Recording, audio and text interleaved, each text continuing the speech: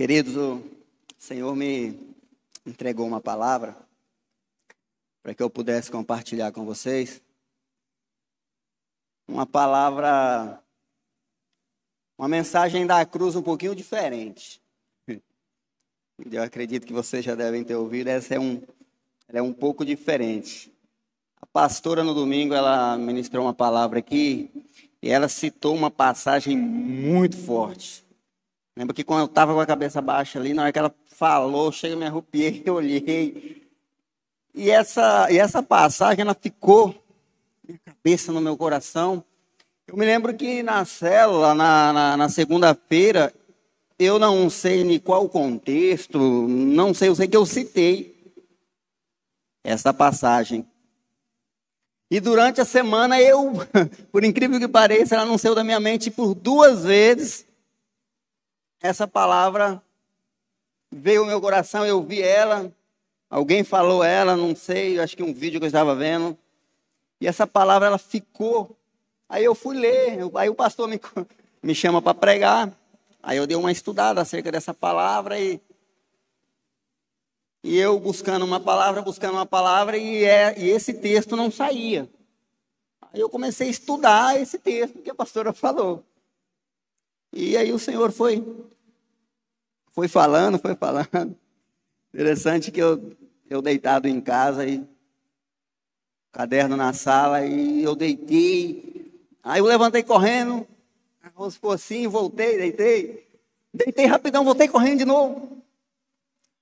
A Rose estranhou, voltei, deitei de novo, ela falou, você está tendo uns insights aí, né? Eu falei assim. E o caderno estava na sala, né? Eu deitava, queria dormir, quando eu abria a porta, deixava a porta aberta, e ela... Pai.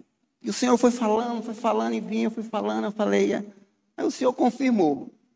Aí, preparei essa palavra hoje, foi tão rápido assim, que eu não, assim, o Senhor foi falando, mas hoje que eu fui reunindo, fui juntando o quebra-cabeça ali, e amém, queridos, eu queria que você prestasse bastante atenção. Parece ser um pouquinho complexa, mas não é complexa, não. Essa mensagem, se eu fosse sentir, eu não dei título para ela, mas assim, hoje nós vamos aprender, quero compartilhar com vocês, quem é verdadeiramente o nosso inimigo, contra quem estamos lutando. Amém? Queria começar lendo a primeira passagem em 1 Pedro. Eu vou ler bastante, queridos. É um estudo, é Bíblia. Amém? 1 Pedro 5,8, para começar. 1 Pedro 5,8 diz assim: sede sensatos e vigilantes. O diabo, vosso inimigo, anda ao redor, como leão, rugindo e procurando a quem devorar. 1 Tessalonicenses, vamos ler já a outra em seguida. 1 Tessalonicenses 1:10. Enquanto aguardais do céu seu Filho, a quem ele ressuscitou dentre os mortos, Jesus, que nos livra da ira que certamente virá. É sobre isso que eu quero pregar essa noite. Sobre essa ira que certamente virá. Que ira é essa? Né? A palavra da ira que certamente virá. Que ira é essa? Né? A palavra diz que Jesus que veio nos livrar dessa ira, né? Com a morte de Jesus na cruz. Essa é uma mensagem de cruz, né? Porque nós estamos acostumados com a mensagem da cruz, né? Aquela que fala de Cristo, que fala do amor de Cristo, né? De quão grande amor, né? Daquele que entregou a vida. Então a gente ouve muito essa mensagem de amor. Né? Mas a palavra diz que ele veio para nos livrar, né? Não deixa de ser amor, ele morreu na cruz, né? Ele deu tudo de si por amor, mas para nos livrar de uma de uma ira vindoura. Que ira é essa, né? Do que ele veio nos livrar, né? Resgatar do que? Salvar do que? De que Cristo veio nos livrar? Colossenses 1. Colossenses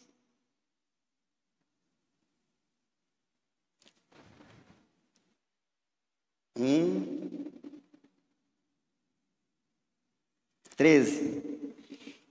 Ele nos resgatou do domínio das trevas e nos transportou para o reino do seu Filho amado.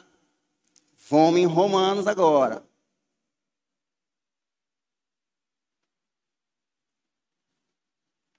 Romanos 3:23.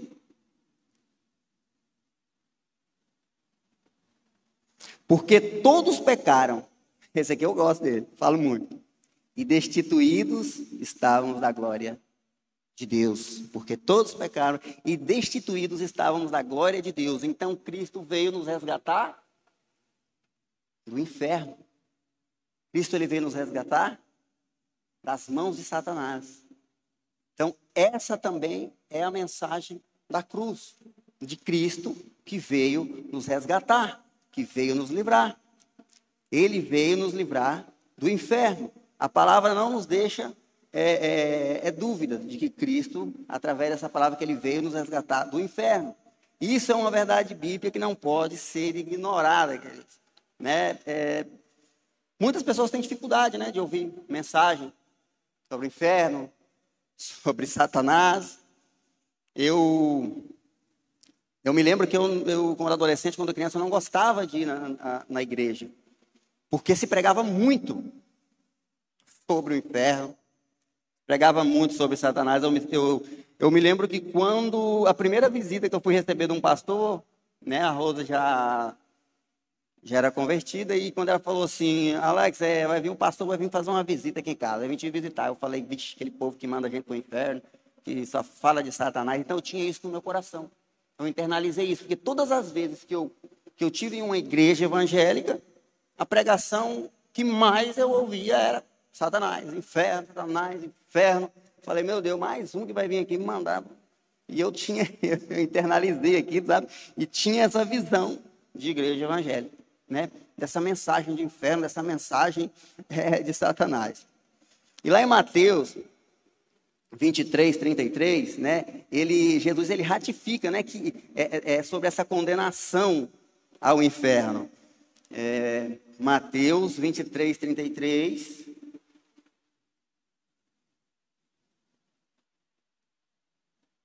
Mateus 23:33. Cobras venenosas, ninho de víboras, como escapareis da condenação do inferno? Aqui ele ratifica que há uma condenação no inferno, né? E aqui, né, a gente entendemos que o inferno ele existe, sim. Talvez você não tenha dúvida disso, mas tem pessoas que têm dúvidas, né? Tem pessoas que não acreditam literalmente no inferno, né? Quando fala de inferno, fala de um sofrimento. Não acredita no inferno. Tem cristãos, eu já ouvi pessoas que, sabe, ele não acredita no inferno. Né? Quando fala inferno, eles pensam em um sofrimento, enfim, mas o inferno literal mesmo, não, eles não. Tem pessoas que não acreditam no inferno. Aqui Cristo afirma que há uma condenação ao inferno, que a condenação ao inferno ela é certa. E que há uma forma de escapar dela. Que é por meio de quê? De Jesus, pela sua morte na cruz. Jesus aqui ele fala sobre a conduta dos escribas e dos fariseus. Então, acerca dessa conduta com que eles viviam, ele diz, é impossível, né, vocês escaparem da ira vindoura, do inferno. Quieta aí, cadê? E de acordo com a conduta deles, eles não escapariam do inferno. Então ele ratifica, sim, que o inferno existe. Há uma condenação ao inferno, amém? E que nós temos grande responsabilidade nesse processo. O Senhor pagou o preço, mas para a gente alcançar, para a gente fugir, né, do inferno, esse processo também depende de nós. Romanos 5,12, como é Bíblia, hoje é Bíblia, queridos. Romanos 5,12. Concluindo, da mesma forma, como o pecado ingressou no mundo por meio de um homem, e pelo pecado a morte, assim também a morte foi legada a todos os seres humanos, porquanto todos pecaram. Aqui fala de Jesus e fala de Adão, né? Porque fala que por um homem o pecado entrou, que foi Adão, né? E pelo outro homem, na figura de Jesus, né? Que veio nos livrar, né? Da condenação do pecado, né? Da morte eterna. Então, por um entrou, por Adão entrou. Então, porque fala de Jesus, o segundo Adão, né? Primeiro Adão veio trazer o pecado, e o Senhor veio nos resgatar, né? Do inferno e dessa ira vindoura. Amém, queridos? Então, não devemos negligenciar a existência do inferno. Não podemos deixar de falar, querido, né? Igual eu disse, eu tinha dificuldade de falar em inferno, de falar, né, dessa questão do inferno.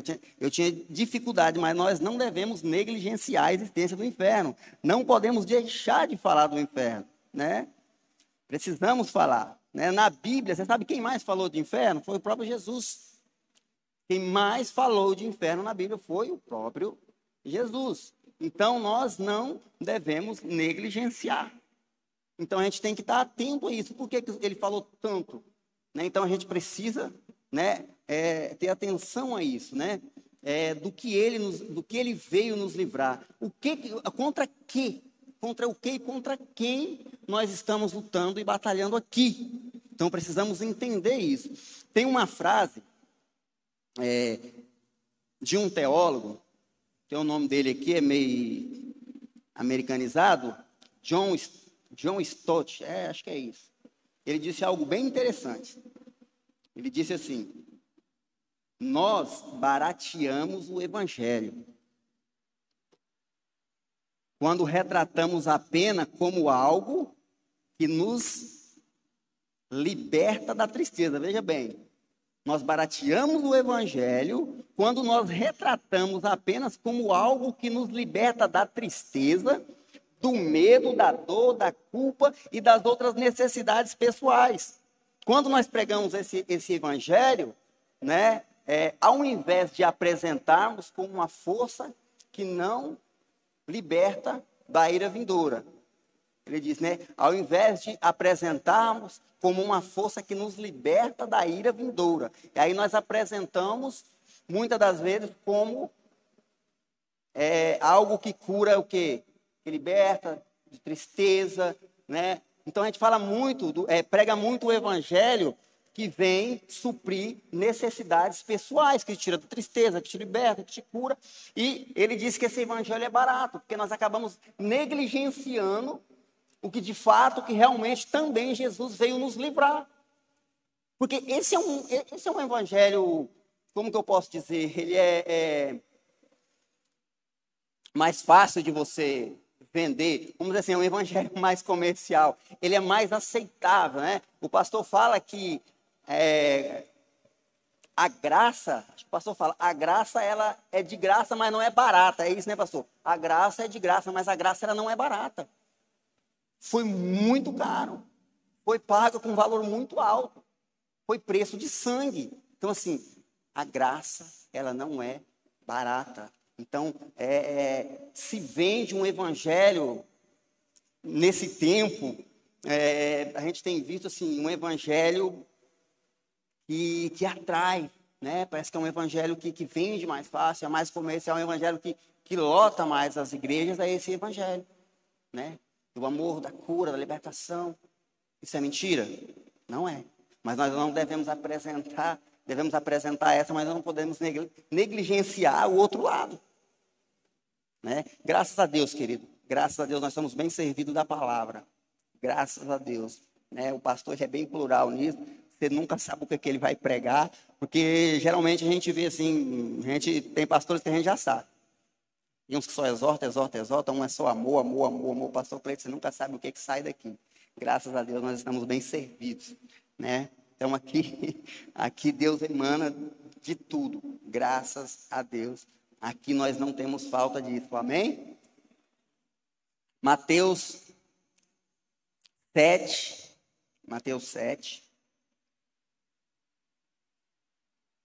13 e 14. Entrai pela porta estreita, pois larga é a porta e amplo o caminho que leva à perdição. E muitos são os que entram por este caminho, porque estreita é a porta e difícil o caminho que conduz à vida. Apenas uns poucos encontram este caminho. Mateus 3,12.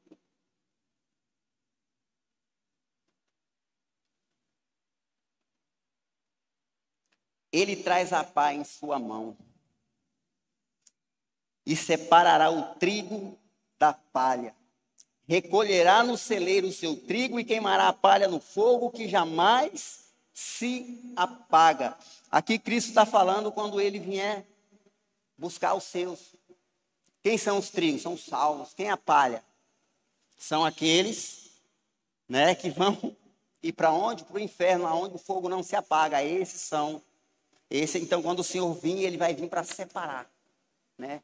Ele vem com uma pá, a palavra diz, né? E juntará no celeiro os seus, e o outro, a palha, será jogada no fogo, que nunca se apagará. A pastora, ela falou um texto, esse texto, João também falou esse texto, ele fez uma ligação com Isaías 66, 24, mas nós vamos ler ele em Marcos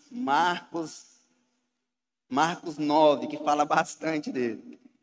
Foi essa passagem que a pastora falou e me impactou muito. Eu fiquei com isso na cabeça e o Senhor me levou a essa mensagem através dessa passagem. Marcos 9, 44. Marcos 9, 44.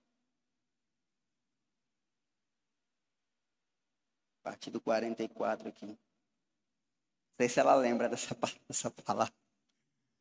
Naquele lugar os teus vermes devoradores não morrem e as chamas nunca se apagam. Lá embaixo no 46 fala de novo. Onde o teu verme não morre, o fogo é inextinguível. No final, no 48, de novo. Naquele lugar os teus vermes devoradores não morrem e a chama nunca se apaga. Ela falou isso aqui no domingo e eu fiquei com isso na cabeça e eu fui estudar e o Senhor falou bastante através dessa passagem. Querido, isso aqui é o inferno, né? Aonde os vermes nunca morrem e a chama nunca se apaga. Não há dúvida sobre o inferno, querido. O inferno, sim, ele é real. Mas graças a Deus que o caminho para escapar dele também é real e verdadeiro. E essa fé deve ser comunicada. É que a oferta do amor que nos livra da condenação eterna seja abraçada.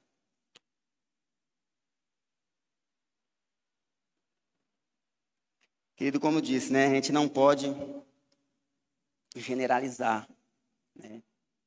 Muitos pastores, muitas igrejas que sim, que pregam verdadeiramente a palavra, que não pregam essa palavra que ela é mais comercial, que ela vende bem, que ela lota a igreja. A gente não pode generalizar, né? Porque tem pastores sérios, tem pessoas que prezam pela palavra de Deus, pelas suas vidas também, pela vida daqueles que ali estão, né? Então a gente não pode de maneira nenhuma generalizar. Mas, né, a igreja mais moderna hoje, a gente tem visto muito essa pregação que o teólogo disse que é uma pregação barata, né? Uma forma barata de apresentar o evangelho, de uma forma do eu, né? Não apresenta o evangelho como esse resgate das trevas, do inferno, mas aquele evangelho que vai resolver os seus problemas, né? e usando Jesus como estratégia, como comercial, né? Porque o evangelho barato, aquilo que é barato, tudo que é barato traz prejuízo, não é verdade? Tudo que é barato traz prejuízo. Então, assim, quando a gente apresenta um lado, quem quer vender, ele só apresenta o lado bom, né? Só apresenta o lado bom. Digamos, se você fosse vender um vendedor de carro, por exemplo, né? Vender aí, sei lá, vender uma BMW, né? Chega lá, chega o cara para comprar uma BMW, o cara chega, o vendedor tá lá, vai apresentar a BMW pro camarada, vai falar, ó, vai primeiro apresentar o motor, né? Digamos que é um V8, aqui, ó, que é um V8, trocentos cavalos de potência, de 0 a 100 num piscar de olho, trocentas marchas, segurança, ó, esse carro é tantos airbags, é de segurança, freio, ele detecta quem está na frente, quem está atrás, freia sozinho, tração independente nas 4 rodas, e fala do desempenho do carro, fala de tudo, todas as qualidades do carro. O cara, isso vende. Aí ele vai lá e vende o carro. Né? E o vendedor bom, quanto que é? Não, isso aqui é qualidade de vida, isso aqui é um investimento. Né? O vendedor, ele é desse jeito. E ele fala, e você pergunta o preço, né? A Rosa hoje estava me falando que ela foi ver uma placa aí de uma casa e perguntou, a mulher não falou o preço nem na bala para ela. Falou, não, me manda os documentos, vou simular. Não, mas e o preço? Não, não deu. Não falou. Tipo assim, o bom vendedor, ele faz isso, ele não mostra, né? E aí o cara vai lá e compra um carro desse. Apresentou as qualidades do carro, vai lá e compra um carro desse. O que acontece? Quando ele chega em casa, quando ele começa a andar com o carro, ele já vê que o trem faz 3 km por litro. Ele fala, nó, como é que viaja com um carro desse? Já começou. Ficou difícil. Ela vai ter que andar de HB20 e deixar a BMW na garagem. Não dá para viajar com essa BMW. 3x1 não dá, né? Passa lá numa pedra, cortou o pneu da BMW. Vai lá, 3 mil um pneu. Nossa, não, remenda, faz uma vulcanização, costura. Tem um cara bom aí que faz isso, tá? Porque não dá. 3 mil um pneu. Então já começou a remendar o carro. Né? Chega na hora da revisão. 10, 12 mil. Não vou fazer, não dou conta. Já perdeu a garantia. E quando ele vê o imposto? Uns 10, 12, 15 mil imposto de um carro desse. Aí ele chega numa situação que ele já não. Ele tem que vender. Ele tem que vender, porque ele não dá, porque não mostraram para ele o outro lado. Ele não estudou, ele não procurou saber. Chegou lá, na impulsividade, comprou. Então, olha o prejuízo que ele tomou. Ele vai vender um carro que já começou, já tá faltando um pneu, já está ali com esse problema no pneu, já perdeu a garantia, então o preço já foi lá embaixo. Então, olha o prejuízo. Olha o prejuízo de você não observar o que né, não mostra, né, os dois lados. O evangelho barato, ele também traz prejuízo. Tudo que é barato traz prejuízo, não é verdade? Já comprou coisa barata? Quem já comprou roupa barata? Eu já comprei roupa barata. Você comprou umas calças para mim um dia para trabalhar, gente. Pelo amor de Deus. Fui pro sítio com a calça, na primeira montada no cavalo, a calça rasgou. Entendeu? Barato. Então, tipo assim, se tivesse comprado uma boa, mas não. Me deu prejuízo. E outra coisa. O barato, além dele te trazer prejuízo, sabia que ele te traz vergonha? No caso de uma roupa. Te traz vergonha. Às vezes você compra algo barato e você fica na mão, então algo barato, ele te traz prejuízo e vergonha. E a durabilidade é pequena, né? Ela não tem a validade, a duração ela é pequena, a validade de curto prazo, né? Então o evangelho é a mesma coisa. Quando nós vendemos um evangelho barato, das necessidades, aquilo que vai te suprir ali as suas necessidades pessoais, daquilo que você está passando. Se você vende esse evangelho, e quando ela se deparar com o outro lado? E quando ela estiver passando por dificuldade, ela falar, mas o Deus que me apresentaram, não é aquele que ia resolver meu problema no casamento, é aquele que ia resolver meu problema financeiro, é aquele que ia me curar da depressão. Foi esse o evangelho que me venderam. E olha o prejuízo. Acontece o quê? Que pessoas assim frustradas levam outras, falam mal de igreja, falam mal de pastor, acaba até se revoltando com Deus. Por quê? Porque apresentaram para elas um evangelho barato, um evangelho que ia, né, suprir necessidades mais Não apresentaram os dois lados. Olha o prejuízo dessa pessoa. Então, o evangelho barato, ele também traz prejuízo para a igreja, para a própria pessoa, para a família. Amém, queridos? Eu não vim, queridos, apresentar, né? Porque muitas das vezes quando a gente fala de Satanás, pessoas pregam o inferno, parece que é apresentar um evangelho do medo, né? As pessoas precisam vir para Jesus, né, com medo das trevas, com medo do inferno, com medo. Não, não é um evangelho de medo, né? O evangelho ele tem que ser pregado na sua essência. Não pode omitir, tem que mostrar os dois lados. Você tem que se preparar, você tem que saber contra o que e contra quem é essa batalha, é isso que você está lutando. Você precisa saber. Que Satanás, como a palavra diz, que está ao redor buscando a quem possa tragar. Então a pessoa ela precisa estar preparada para os ataques, para as ciladas. E se ela não conhece o seu adversário? Como que faz se ela não conhece o seu adversário? Querido, não temos que temer, né? O filho de Deus, o servo de Deus, ele não deve temer Satanás. Satanás ele já foi vencido. Satanás, ele já foi derrotado, né? Apocalipse 12, 7. Ele já é um derrotado.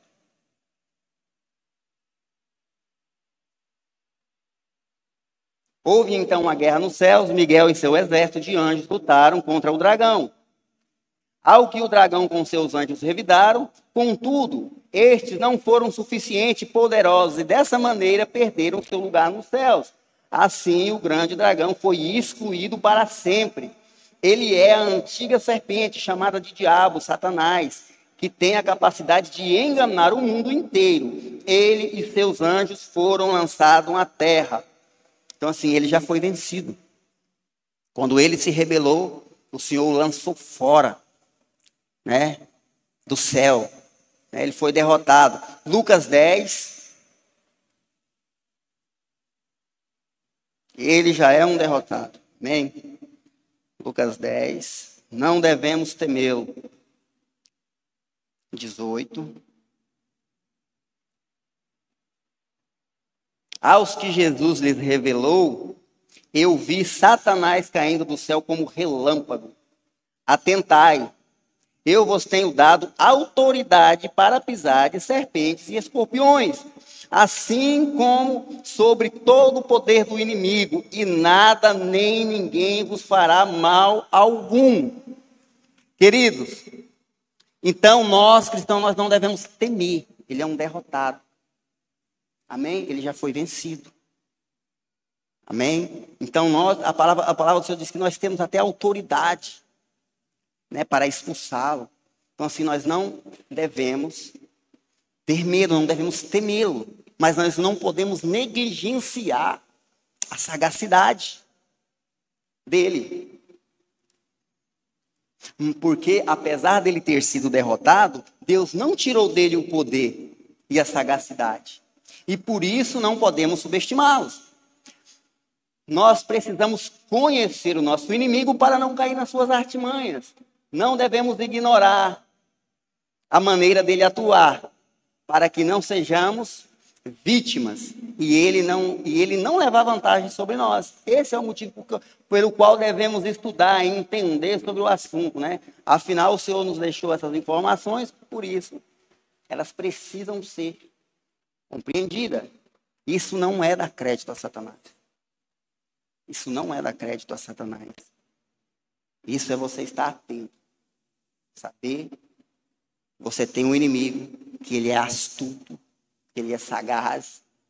E Deus não tirou todos os dons que Deus deu para Satanás, ele não tirou. Deus lançou ele fora, mas ele foi com toda a sagacidade dele.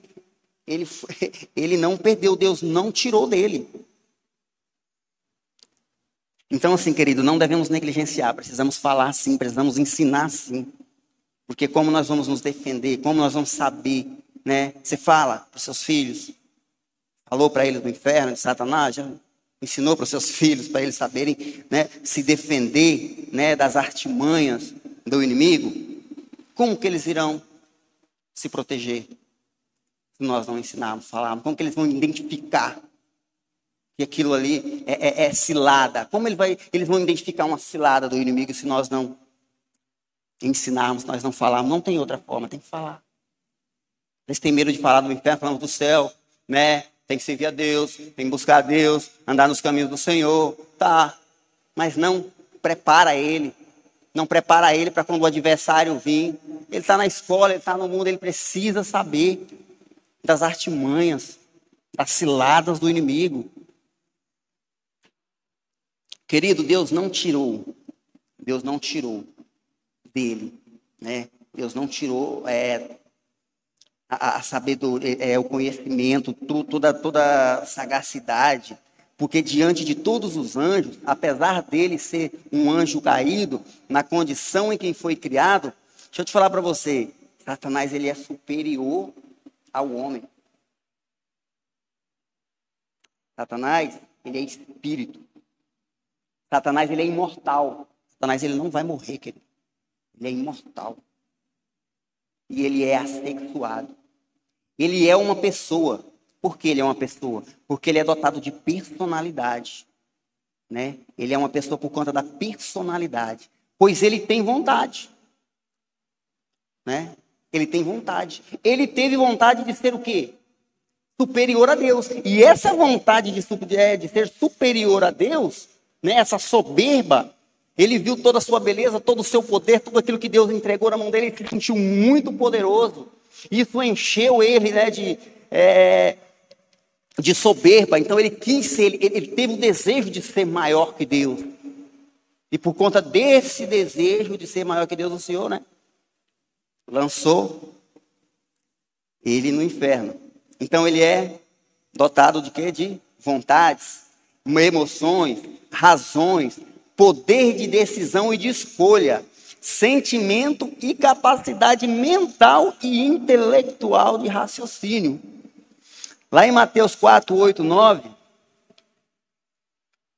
que fala do desejo de ser adorado. Mateus 4, 8 e 9. Mateus 4.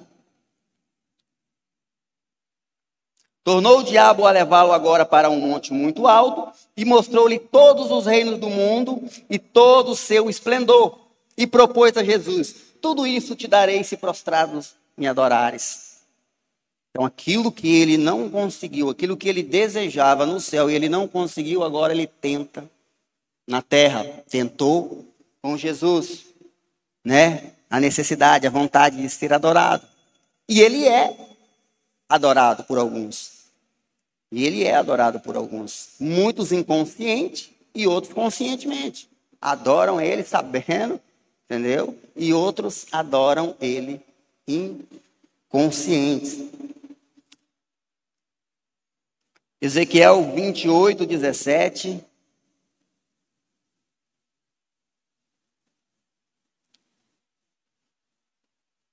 Ezequiel 28, 17. O seu coração tornou-se altivo e soberbo por causa da tua impressionante formosura, e corrompeste a tua sabedoria por conta do seu esplendor e da tua fama.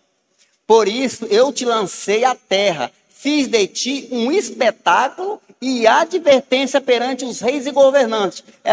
Esse finalzinho aqui, ó, uma advertência perante os reis e governantes. A soberba, o rei, o governante, que se acha superior a Deus pelo poder. Então, Satanás é exemplo. Tirem exemplo em Satanás. Olha o que aconteceu com a soberba, com o desejo de poder. Então, o Senhor já deixou lá, ó. Essa é uma advertência. Falando.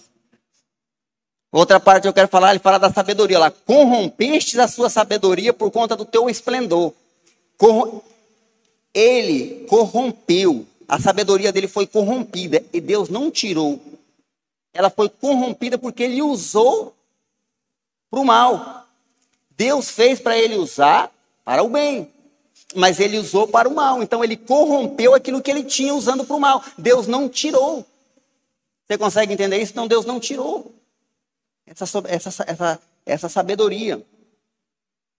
Ela foi corrompida, mas ele não perdeu. e agora ele usa ela para o mal. E olha só o que Paulo fala em 2 Coríntios 2. Olha o que Paulo diz aí, 2 Coríntios 2.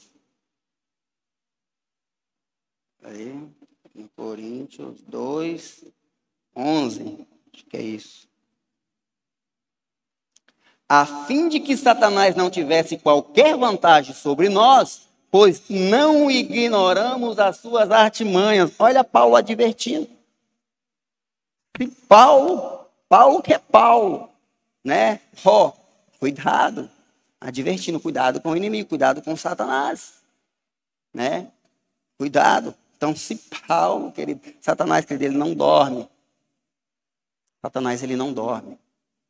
Precisamos conhecer e saber com quem nós estamos lutando e lidando. Ele é conhecido como a antiga serpente, pelo diálogo com Eva no jardim, onde ele demonstrou o quê? Lá com Eva no jardim, o que ele demonstrou? Né? Poder de argumentação, de convencimento e de persuasão. Lá ele foi um vendedor daquele que vendeu a BMW. Então ele usou ali com Eva esse poder, né, de persuadir, de convencer, né, de diálogo, de argumentação. Isso é usado por Satanás. Essa argumentação, esse diálogo, esse poder de persuadir. Muitas das vezes Satanás usa isso na vida das pessoas para poder espalhar, destilar seu veneno, as suas artimanhas. Querido, por quê? Você já fez uma pergunta? Por que Deus permitiu que Satanás entrasse no jardim? Já fez essa pergunta? Por quê? Por que Deus permitiu que Adão e Eva fossem tentados? Já fez essa pergunta? Eu ficava, mas por quê? Por que colocou aquela árvore lá? Se não tivesse aquela árvore, se não tivesse deixado Satanás entrar no jardim, se ela não tivesse sido tentada, cara, nós estávamos numa paz, debaixo de uma árvore, agora pescando de boa, né? Mas não, né, Dilane? Deus permitiu. Por quê que Deus permitiu? Há uma coisa interessante na santidade. O que gera santidade nas nossas vidas? Através do que nós alcançamos a santidade? Obediência, certo?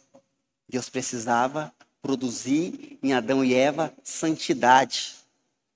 Não tinha como ele produzir santidade neles sem a obediência. Eles precisavam ser tentados, provados. Deus deu a ele livre-arbítrio, assim como ele deu para os anjos, assim como Satanás tinha o livre-arbítrio. Deus deu escolha para eles, por isso que ele fez o que fez. Por isso que ele desejou ser maior que Deus. Por conta que, tipo assim, querido, se Deus não dá o livre-arbítrio, se Deus não dá o poder de decidir, era como se ele criasse ciborgues com um pendrive ali. Só vai obedecer.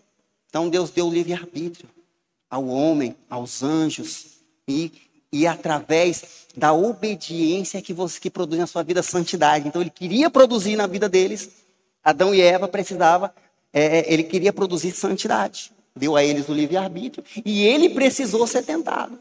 Mas eles fizeram o quê? Desobedeceram, né? Deus quis gerar santidade, mas eles resolveram desobedecer.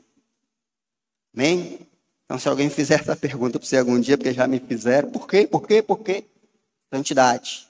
Precisava gerar santidade. Santidade vem através da obediência. Nós também geramos santidade da forma que nós obedecemos a Deus. Nós também adquirimos santidade. Jó 1, 6 e 12 mostra a argumentação dele com Jesus, tentando acusar o acusador, lá em Jó. Olha ele tentando argumentar com o Senhor. Jó 1, se eu quero ler tudo. Jó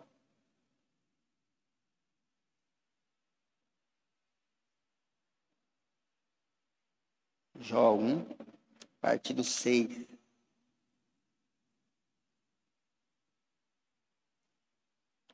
Certo dia, os anjos, isto é, os filhos de Deus, vieram apresentar-se perante Yahvé. Yahvé, ali está a mesma tradução. O Senhor. E Satã, o acusador, aproximou-se também junto com eles. Então Yahvé questionou a Satanás: de onde vens? E Satanás deu-lhe a seguinte resposta: de perambular pela terra e ir ver pelos caminhos do mundo. Indagou ele então, Yahvé: observastes o meu servo Jó?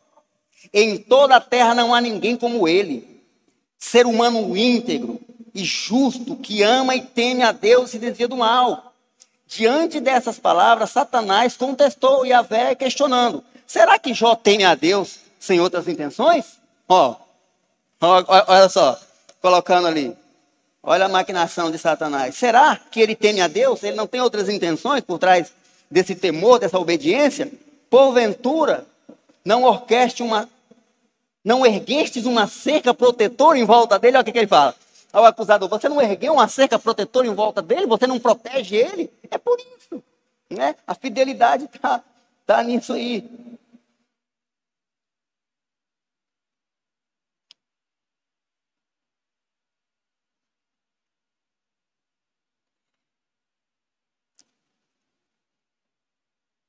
E a sua família e de todo o que deles possui, tu pessoalmente tem abençoado todas as obras da mão desse homem, de maneira que os seus rebanhos estão espalhados por toda a terra. Amém. Até aí. Você viu a argumentação, a sagacidade de Satanás, né? E esse é outro texto também que ele as pessoas se questionam, acredito, não sei se você, mas já se perguntou: mas por quê que Deus foi, parece que competir? Aí, tá vendo meu servo? Né? Aquela coisa, é algo, essa conversa de Jó com Deus, tem muitas pessoas que não entendem. Por que Deus permitiu fazer tudo isso na vida desse homem? Por quê? Parece que Deus estava brincando de mostrar quem tinha mais autoridade. Não, vou mostrar para você, como se Deus falava: vou mostrar para você, Satanás. Estranho essa conversa, né? Para alguns parece ser estranha essa conversa, e isso também me chamou a atenção. Tentei entender por que Deus permitiu acontecer tudo aquilo com ele, por que essa conversa com Satanás. Eu entendi, querido, que essa é uma forma também de Satanás tocar nas nossas vidas. É através da permissão de Deus. Ou nós damos legalidade no pecado, na desobediência. Ser filho de Deus deu legalidade no pecado, na desobediência. Satanás, ele entra. Qual outra forma de Satanás tocar? Ele permitindo. E por que Deus permitiu tocar na vida dele? Para que o nome dele fosse glorificado. Para que o nome dele fosse glorificado. O que Jó diz lá no final do livro, depois de tudo aquilo que aconteceu com ele? Porque Jó era temente a Deus, reto, se desviava do mal, fazia não sei quantas orações por dia, sacrificava os animais, orava pelos seus filhos, saía para as festas, ele ia orar, ele ia sacrificar pelos filhos, que podiam os filhos terem pecado, ter feito algo de errado. Então ele sempre se antecipava por eles. Só que Jó era um religioso. Jó, ele fazia aquilo que ensinaram para ele. Jó, ele nunca tinha tido uma experiência com Deus.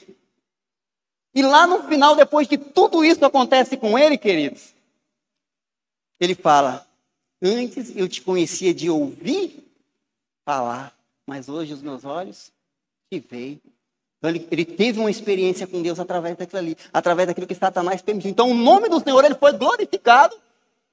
Satanás, ele presta serviço, querido. Satanás, ele presta serviço para Deus. Quando Deus quer, ele usa Satanás para que o nome dele seja glorificado. Já foi glorificado na minha vida, queridos. Deus permitiu que Satanás tocasse na minha vida para que o nome dele fosse glorificado.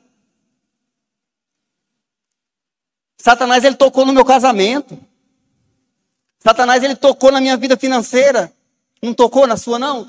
Nunca permitiu? Na minha permitiu. Eu fui financeiro no zero. Minha mulher um dia me mandou embora. Cheguei em casa, a mala estava lá. Falou, ó. Satanás tocou. Satanás me deixou no chinelo. Tentou me matar.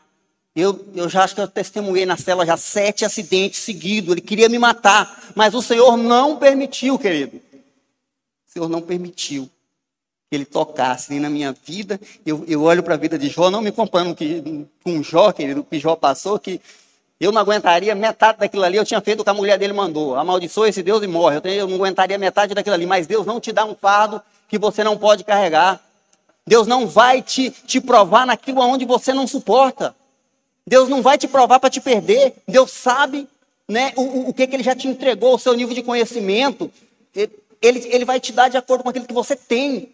Ele não vai te provar naquilo que você não é capaz. Então, Jó era capaz de passar por aquilo. O que eu passei, eu era capaz. Então, o Senhor me provou naquilo que eu era capaz de suportar.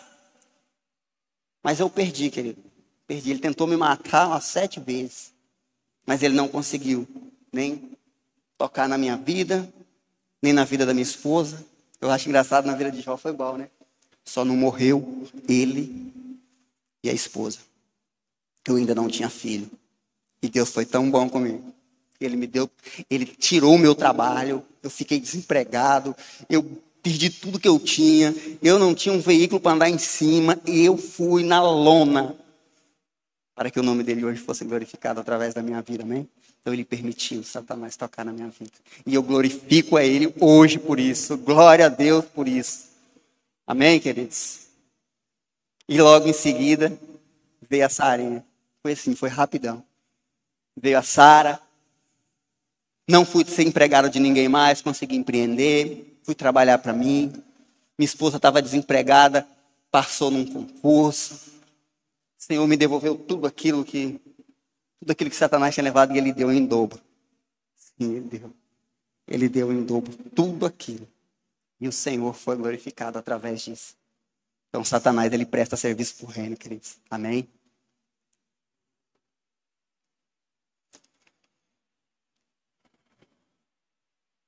A argumentação com Jesus no deserto, que demonstra um poder de raciocínio, né, intelectual.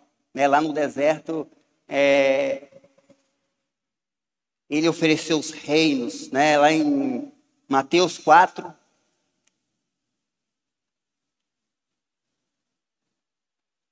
Mateus 4. Jesus foi então conduzido pelo Espírito ao deserto para ser tentado pelo diabo. Depois de jejuar 40 dias e 40 noites, teve fome. O tentador aproximou-se então dele e disse: se tu és o Filho de Deus, manda que essas pedras se tornem pão. Jesus, porém, afirmou-lhe: está escrito, nem só de pão viverá o homem, mas de toda a palavra que sai da boca de Deus. Então o diabo conduziu a cidade santa e colocou a parte mais alta do templo e desafiou-lhe: se tu és filho de Deus, jogue-se daqui para baixo, pois está escrito, aos seus anjos dará ordem ao teu respeito, e com as mãos eles te sustentarão, para que jamais tropece em alguma pedra. Então aqui o poder de raciocínio, poder intelectual, ele tentando ali, né, fazer com que o Senhor caísse nessa tentação, né, ele tentando persuadir o Senhor, ele tentando confundir ali, né, mas o Senhor, ele sabia, ele conhecia o inimigo. Então, essa palavra hoje é para a gente conhecer. E ele usou o que contra o inimigo? Ele usou a palavra. O Senhor usou a palavra contra ele. Então essa palavra aqui é para que você conheça nessa noite quem é o seu inimigo. Como ele age. Não despreze, querido, essa palavra. Né? Essa é uma palavra de salvação. Essa é uma palavra que vai te livrar. Vai te ensinar, né, a como agir diante das circunstâncias, das adversidades da vida. Caráter e obra. Ele é rebelde, ele é irreverente. Ezequiel 28:16, ele é profano. João 8:44, blasfemo. quiser anotar ele depois, querido, fala tudo isso. Ele foi criado para andar na verdade, mas abriu mão dela. Ele foi o primeiro a pecar e promover o pecado. Ele foi o primeiro. Muitos pensam que foi Adão, né? Adão foi o primeiro homem, né?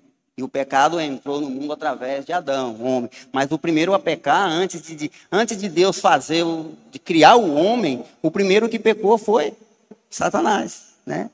O pecado da soberba, o pecado que o Senhor tirou ele do céu por conta do pecado. Por isso ele é chamado de o pai do pecado, porque o pecado começa com ele. Homicida, pai da mentira. Apocalipse 3:11. Apocalipse 3. Eis que venho sem demora. Conserva o que tem, para que ninguém tome a tua coroa. Cuidado, querido, que o que mais ele quer é te roubar. Ele quer tirar a tua recompensa. Ele quer roubar a nossa salvação. Né? Então, por isso que nós devemos conhecer, né? E cuida, que ele quer roubar, ele quer tirar, ele está aqui para poder tirar a nossa recompensa. Cuidado, que onde ele mais age, estão no campo das emoções e dos sentimentos. Onde ele mais age. Emoções e sentimento. É o campo, é aonde Satanás, ele age nas nossas vidas. É aonde ele encontra brecha. Muitas das vezes, né, não acha brecha no pecado, na desobediência, então ele age através das emoções. O pastor até uma vez fez aqui ele encenou aqui, todos nós já ouvimos falar, né, como que, dessa passagem que fala que Satanás ele está ao derredor procurando a quem possa tragar. E ao redor está os anjos. Então nós estamos cercados por anjos, Satanás ele está lá fora. Então, de fora para dentro, ele não consegue entrar. Né? Já ouviram isso? O pastor um dia fez aqui um teatrinho aqui. Então, de lá para cá, ele não passa pelos anjos. E como que ele consegue nos atingir? De dentro para fora. Nós que abrimos a brecha. Os anjos estão protegendo, mas na desobediência, você passa pelos anjos, eles não fazem nada, você tem arbítrio. Você tem arbítrio, então você tem escolha, na escolha, no seu arbítrio. Então aí é onde Satanás, aonde você dá brecha e aonde ele consegue te tocar. De fora para dentro. Não, mas de dentro para fora. Através do arbítrio, né? Através do arbítrio, através das emoções, através do sentimento. Que sentimentos são esses? Um dos sentimentos, até o cansaço, querido. Falávamos na célula, cansaço. É um sentimento aonde Satanás ele pode entrar. Isso está bem fresco, a gente pregou isso na célula, a questão dos sentimentos. Jacó e Esaú. Chegou cansado. Esaú chegou cansado. Está lá o guisado. Ele com fome. Fez o quê? Ele queria comer. Estava cansado. Estou lá ligando para a primogenitura. Estou lá ligando, eu quero é comer, eu quero matar minha fome. Então o cansaço fez com que ele perdesse. Ele foi roubado por conta do cansaço. Olha para você ver aonde às vezes Satanás ele age. Às vezes a gente sem perceber. Emoções, sentimentos, medo. Muitas vezes por medo. Muitas das vezes por medo, né? Medo de fazer alguma coisa, medo de estar medo de falar do Senhor, aquele medo que você tem, aquela timidez de às vezes, de ser usado pelo Senhor, né? Muitas das vezes você é roubado, né? Você é roubado de pregar na sua casa, às vezes você perde um familiar, às vezes ele morre sem a salvação, você tem medo, você não... Um medo, Satanás ele usa também, o medo, a raiva que ele usa mesmo. Muitas vezes você num momento de raiva, querido, né? No momento de raiva, muitas das vezes, é onde Satanás ele age na sua vida. Sem perceber ali com raiva tal, você deu uma brecha, pá. É assim que ele age. As emoções. Às vezes você não percebe. Então essa é a forma que ele usa, às vezes, para atingir os filhos de Deus. E a gente, às vezes, acaba nem percebendo. Então, por isso que a gente precisa saber aonde ele age, como que ele age. Essa é a importância de ensinar os nossos filhos. Age no medo. Age na raiva. Na ansiedade. Ele também age na ansiedade. Na tristeza que ele age também. Ele está numa situação, num momento de tristeza. E da tristeza, eu achei que que abre mais brecha, um momento de tristeza, para que Satanás ele entra. A antecipação. Antecipação, às vezes, não era para você fazer, não era o tempo, né? Mas aquela vontade, você foi e antecipou algo. Né? Você entrou, às vezes, numa dívida, antecipar. Não sabia se era de Deus, não esperou o tempo de Deus, antecipou, foi lá, comprou o carro, foi lá, comprou a casa. Falou, mas Deus permitiu, eu comprei porque Deus permitiu. Você perguntou para ele, você pediu, você esperou ouvir. Tem gente que pede, vai lá e faz. Não, pedi, eu falei para ele, mas falou, mas você escutou? Você falou, você ouviu ele te respondeu, porque é fácil eu falar assim, estou saindo hoje, vou comprar uma casa. Amém, Senhor? E o cara escuta o Senhor falar amém ainda. Ele não espera o Senhor responder, não. Entendeu? Ele se antecipa, entra numa dívida, entra... Amém, querido? Então, o campo das emoções, dos sentimentos, o tédio. Mente desocupada, oficina do diabo. Olha para você ver onde ele atua.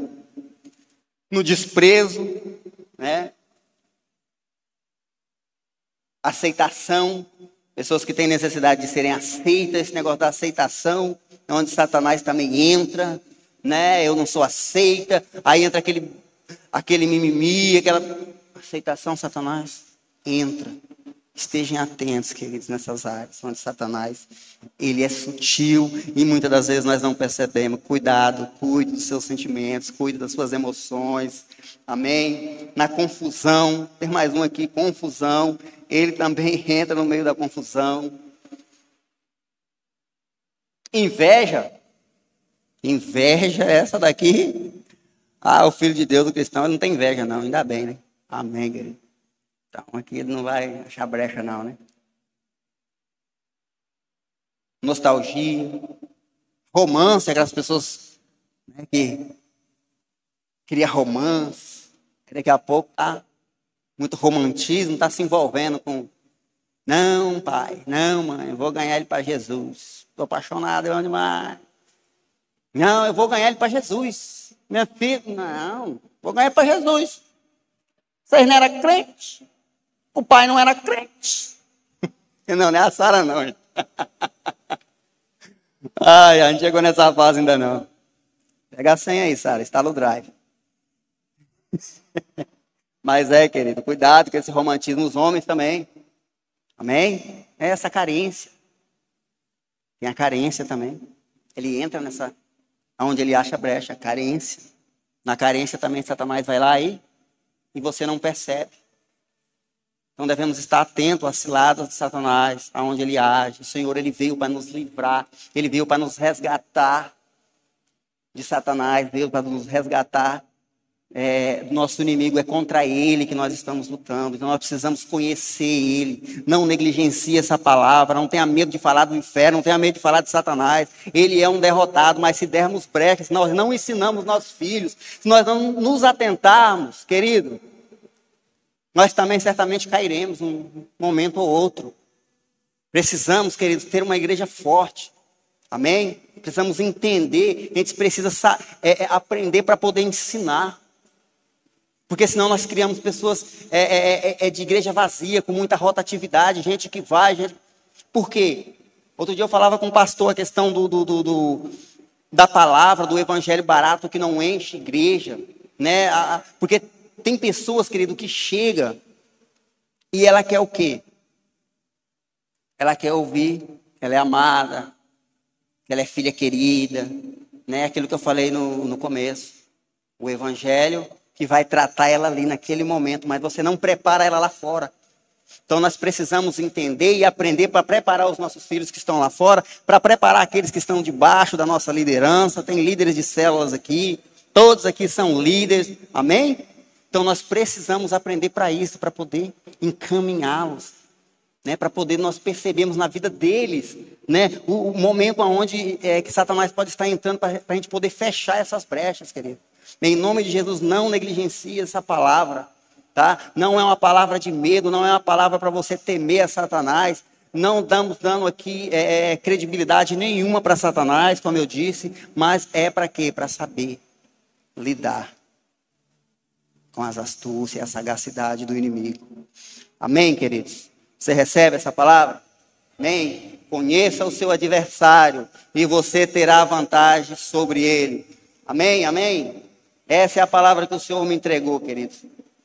O Senhor falou muito comigo, aprendi muito com essa palavra, eu li muito com essa palavra. E muitas coisas aqui o Senhor me mostrou, me direcionou. E isso aqui foi de muita valia para a minha vida. Isso aqui vai me ajudar muito, sabe? Aqueles a quem estou conduzindo, a minha casa, a minha própria vida. Amém? Essa palavra, ela agregou muito na minha vida. Eu desejo, em nome do Senhor Jesus, que ela também agregue na vida de cada um de vocês. Amém? Que vocês saiam daqui nessa noite com essa palavra. Essa é uma palavra também de salvação. É para você entender que o Senhor veio nesse mundo, para nos livrar da ira vindoura, para nos livrar das garras de Satanás, para nos livrar do inferno. Foi por isso que ele morreu naquela cruz. O preço de sangue, o amor dele foi para nos livrar das garras do nosso inimigo. Então, aprenda, querido, a desviar dele. Amém? Amém? Glória a Deus. Senhor, te abençoe em nome de Jesus. Amém, pastor?